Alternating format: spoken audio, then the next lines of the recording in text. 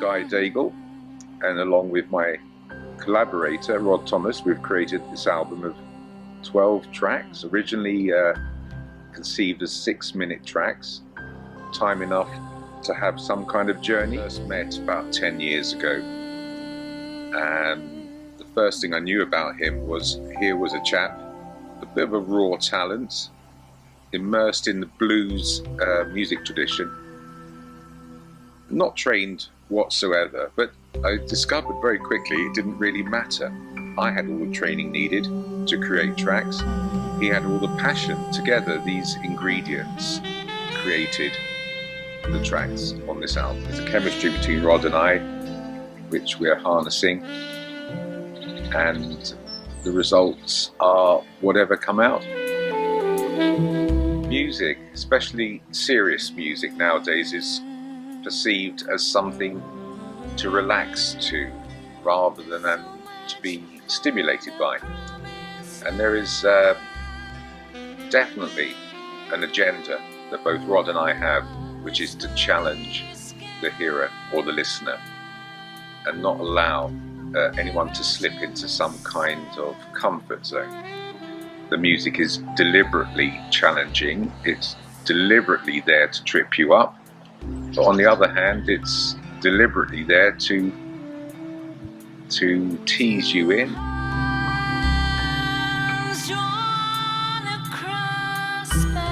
Originally we were known as Joint Venture because it basically summed up exactly what we were, a joining of two people in some kind of venture.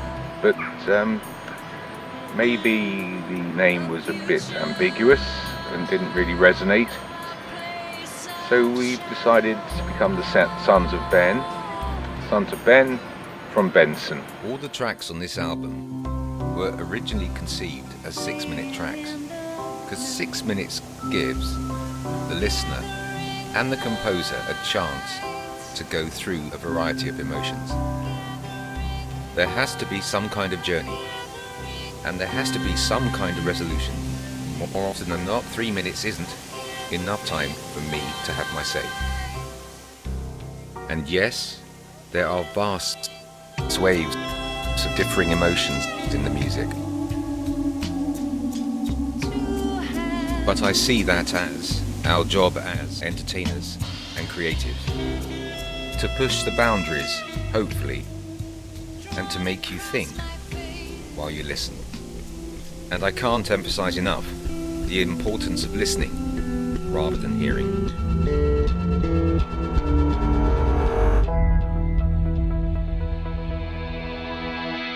For me, inspiration is like the evening wind.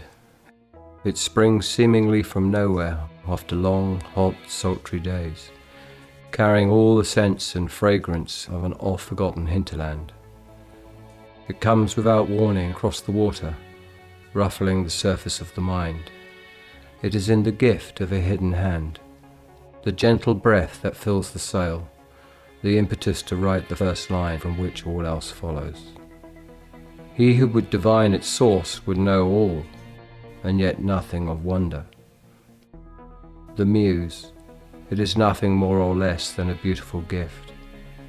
It's best to smile and accept it unquestioningly, for he who would seek to rationalize its ways would lose its power and no more know its soft enchanted touch. I can offer no more than this. We are one, we are the same. We are united in our quest. Humanness, humanness, humanness, humanness. Here we embrace the machine.